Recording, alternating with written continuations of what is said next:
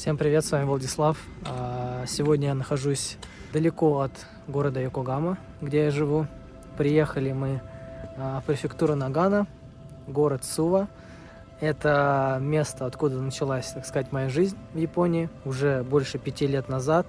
И сегодня я приехал сюда обратно с своими друзьями. Будем останавливаться в гостинице, где я работал.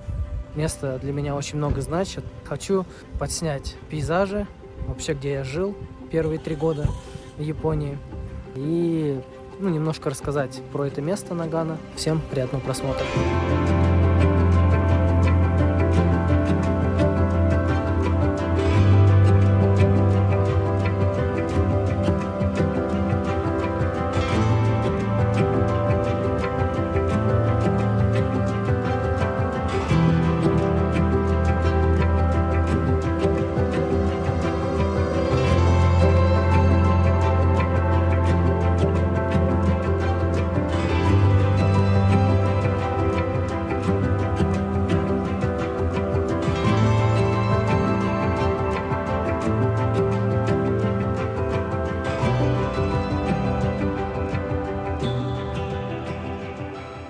Кстати, сегодня мы приехали не на Мерседесе, а на таком вот Приусе, взяли его в аренду.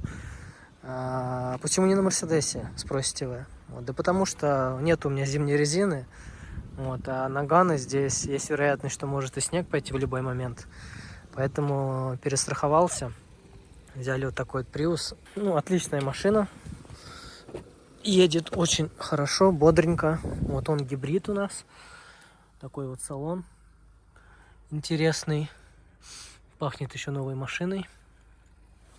То есть в нем мы добрались. Ехали из Йокогамы до отсюда где-то 2,5 часа по хайвею. И первое место наше, куда привез всех друзей своих, это парк, называется он Татеиши Коэн. Часто сюда приезжал этот парк полюбоваться пейзажем на весь город Сува. И самое, наверное, что здесь главное, это озеро. Перед вами озеро Сува называется, Сувако по-японски. И там внизу, видите, домишки, гостиницы.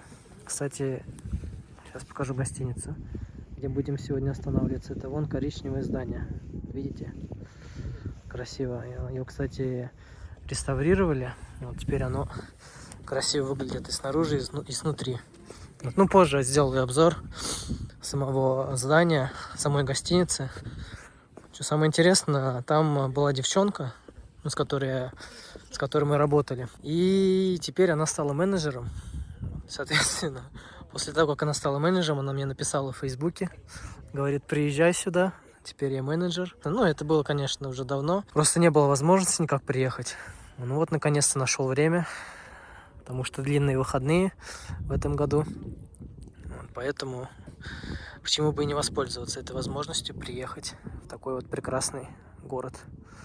Вообще город Сува, он окутан горами. То есть в такой местности находится. Поэтому очень красиво.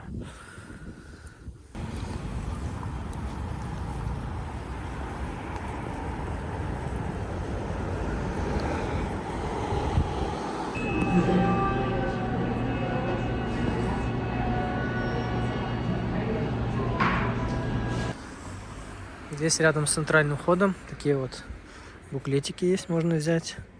Здесь на каждую гостиницу их всего 3 компании. Вот это рядом, который Сувако он называется. Здесь вот, который находится в горах. Татешино Шиньонсен. И вот этот Камисуа. То есть это здесь. Так вот выглядит здание снаружи. Красиво. 2 года назад, 2 или год назад, по-моему, сделали реновацию этого здания. Покрасили, так вот сделали в коричневом стиле. Внутри тоже все в коричневом цвете. Теперь выглядит очень красиво. Так, давайте сейчас немножко вам сделаю обзорчик внутри гостиницы. Смотрите, какое красивое дерево здесь стоит. Интерьер гостиницы внутри полностью поменялся после реновации. Раньше здесь было по-другому. Не знаю, сейчас попробую, если фотки найду, тоже вставлю. Сейчас такой вот коричневый стиль. Здесь проходим дальше. Здесь у нас сувенирчики продаются. Называется он по-японски Байтен, такой магазинчик, где можно купить различные закуски, сувениры. Ну, то есть все, что делается в этом регионе. Мед вот продается.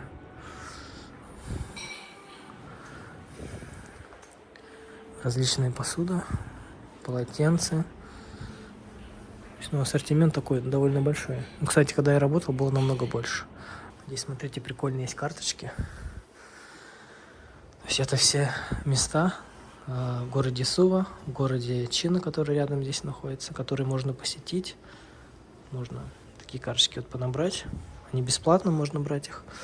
Колечки есть. Цепляешь карточки, где ты места посетил. Тем самым, ну, как бы на память себе оставить. Дальше прямо если пройти, там уже будет ресторан, в который мы сегодня пойдем. Как происходит сама процедура, да? Когда ты приезжаешь в отель, сотрудники тебя встречают, заводят сюда внутрь, ты садишься, пока они готовят тебя к чек-ину, так сказать. Здесь можно отведать различные напитки, все это бесплатно. Также, ну, это уже за дополнительную плату можно заказать какие-нибудь алкоголь, кофе можно выпить. Все это потом тебе просто в конце чекаута к тебе все это впишется в твой конечный счет уже.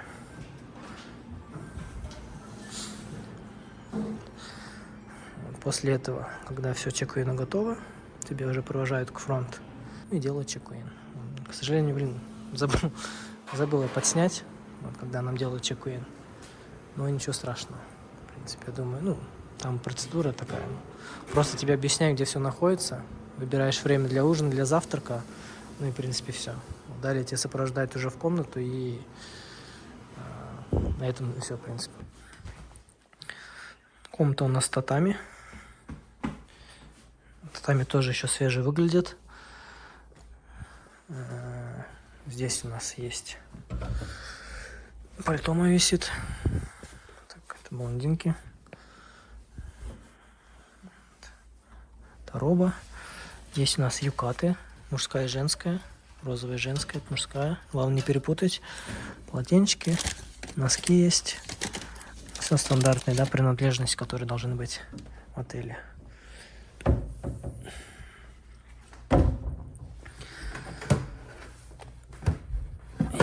Здесь прибор, чтобы чай попить, заварить себе.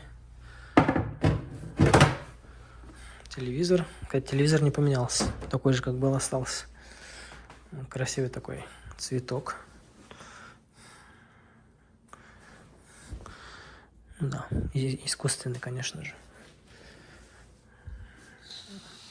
Здесь такая вот небольшая комнатка. Балкончик, я бы сказал. Балкон вот он внизу. Вот с видом на озеро Сува. Стиль люстра такая красивая. Ну, стиль комнаты мне, в принципе, нравится. То есть сочетание, в принципе, хорошее. Не слишком темное, не слишком яркое. Вот самое то. Сейчас вышли немножко прогуляться. Время у нас практически 4 часа. Здесь очень классное место. Такая вот дорожка идет вдоль озера. Велосипедная дорожка здесь есть и для бегунов. Можно бегать, кстати, я тоже раньше здесь приходил сюда побегать. И вот это все озеро, оно по расстоянию 16 километров занимает. Половину расстояния пробегал, но все, весь круг. Так-то почему-то не довелось мне пробежать, не знаю. Здесь, кстати, даже марафон проводится каждый год. Только не помню, по-моему, вокруг озера как раз дистанция, либо там еще подальше чуть-чуть. В целом место, конечно, классное. Вся вот эта дорога вдоль озера, там дальше он идет, она застроена отелями. То есть многие люди сюда приезжают остановиться. Кстати, сегодня прям вообще не холодно. Даже возле озера. Ну, солнце прям хорошо печет сейчас. Градусов 5 сейчас, наверное. Вот и, то есть можно спокойно гулять, даже не мерзнешь.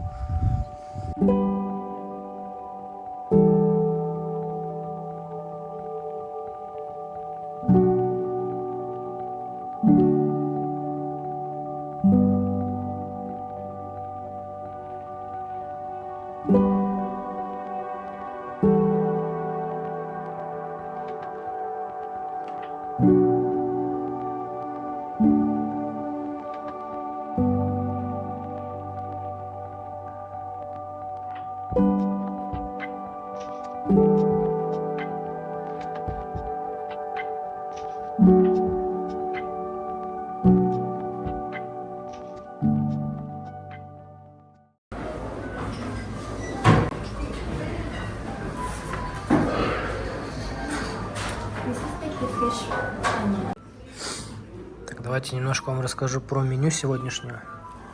Это такой курс из 8 блюд. Здесь на японском все написано. Сзади есть меню на английском. Очень удобно для тех, кто не может читать по-японски. Называется курс этот Микозен. Это зимнее меню. Уже мы съели аппетайзер, суп. Суп, кстати, был прикольный. Из гречневой лапши. Как будто гречку поел. Сейчас у нас третье блюдо, это рыба. В таком вот листочке завернутом. Открываешь. Рыба и грибы есть. Так, поднесли наше основное блюдо. Так, это у нас говядина. Такие 3 кусочка больших. Их нужно будет здесь готовить. То есть по-японски это блюдо называется щабу-щабу, когда тебе самому нужно варить еду. В такой вот тарелочке. И еще поднесли собу. Соба это изготовленная в этом регионе. Называется она Яцугатаке-сан. Очень вкусные собы, до сих пор помню вкус. Вот сейчас сам человек продемонстрирует, как нужно готовить щабу-щабу. Для начала кладем овощи, потому что овощи занимают больше времени для готовки. Так, давайте можно уже мясо положить, в принципе. Потому что здесь огонь не вечен. Нужно успеть все приготовить до тех пор, пока потухнет. Но если потухнет, можно будет, в принципе, еще заказать. Типа ничего страшного. Так вот мясо раскладываем. То есть и через пару десятков секунд оно будет готово уже.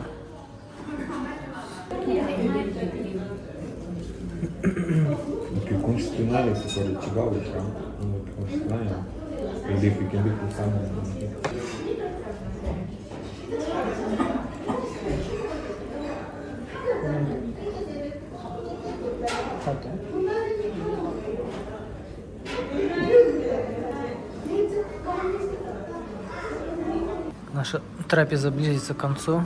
Сейчас принесли предпоследнее блюдо. Называется это очадзуке. Такой вот рис вместе с бульоном. Вот, и вместе с ним подали местные соленья. Сейчас будем пробовать. Ну, все, вот поднесли наше последнее блюдо. Это десерт. Здесь у нас основной десерт. Чай горячий. И сегодня никто не ожидал. Принесли комплимент от шеф-повара. Я даже не думал, что будет такое. Ну вот, он решил нам сделать такой вот презент в конце. Здесь дыня. Здесь это, скорее всего, хурма. Сейчас будем разбираться. То есть такие вот фруктовые тарелки у нас. Такая вот выставка японского саке. Это местные саке здесь.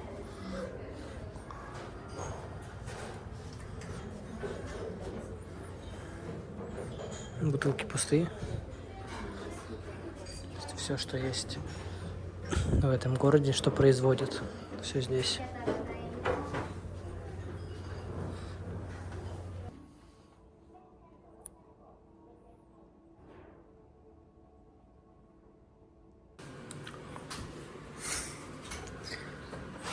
Сегодня нам также предоставили бесплатно искупаться в ансене, в приватном ансене. Сейчас сюда пришли. Есть такая вот ванна. Вот, температура воды, по-моему, 42 либо 43 градуса. Здесь можно посидеть, попариться. После купания в ансене можно посушить голову. Здесь есть различные гели. Для бритья даже есть. А вот здесь, кстати, да, объяснение про ансен. Все расписано, из чего он состоит, сколько различных минералов в него входит и так далее.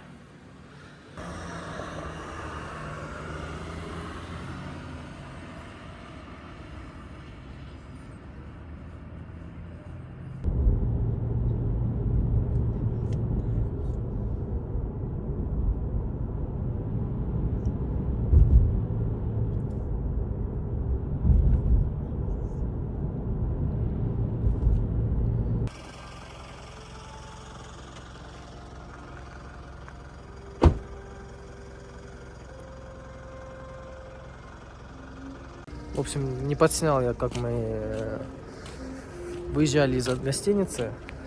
Но так все быстро было, потому что сегодня время у нас ограничено.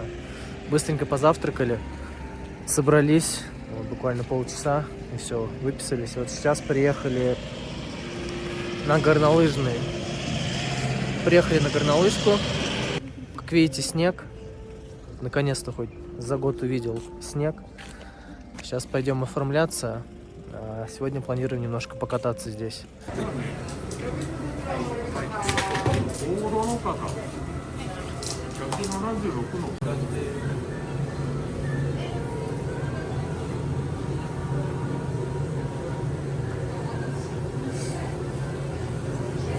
Все, мы снарядились.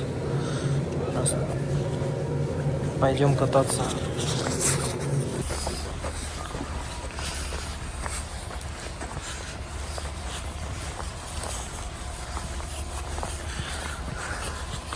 Снег прям повалил жесткий.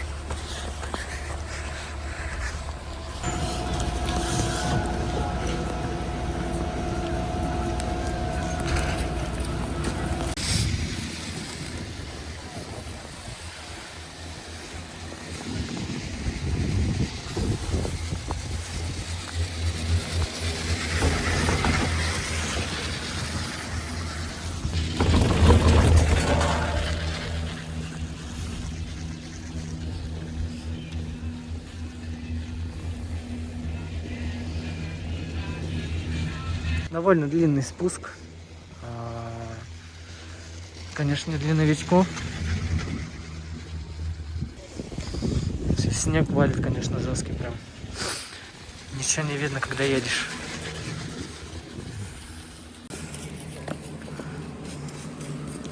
Отсюда начинается спуск. Сейчас застегнем вторую ногу. Будем спускаться.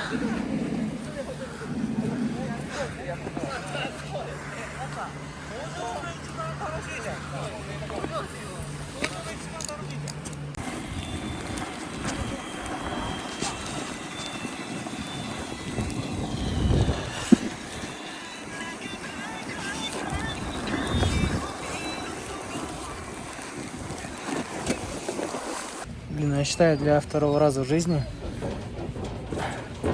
это нормально. Еще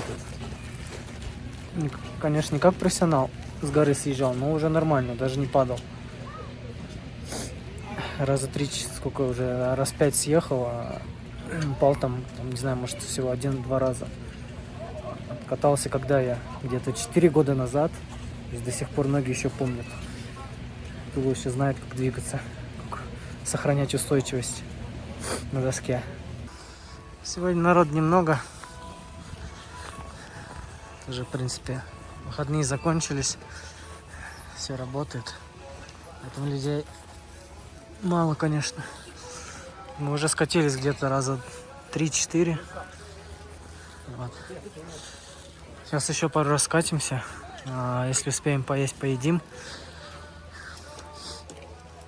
Потом уже будем собираться домой потихоньку. Ну там блондинка в оранжевом. Никак не доедет. Блин, еще холодно здесь. Сейчас где-то, по-моему, -11 сегодня. Валит снег жесткий.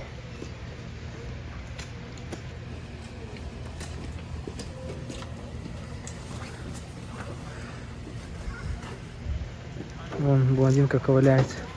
Не доехала до конца.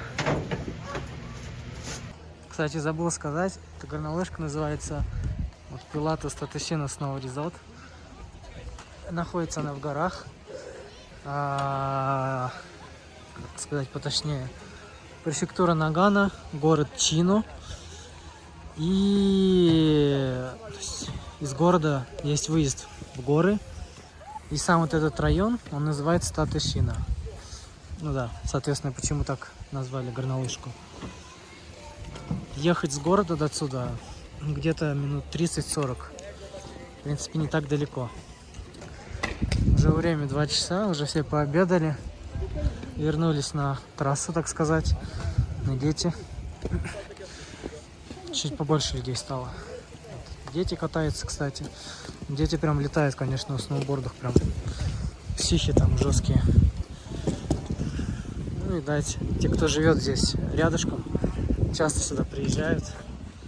Поэтому уже натренировались.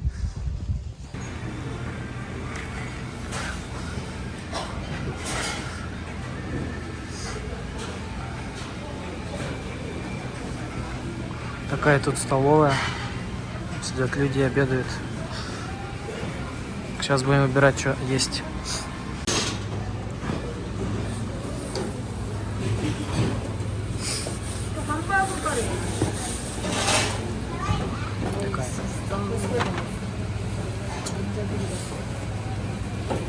Так, конечно, вообще классный опыт.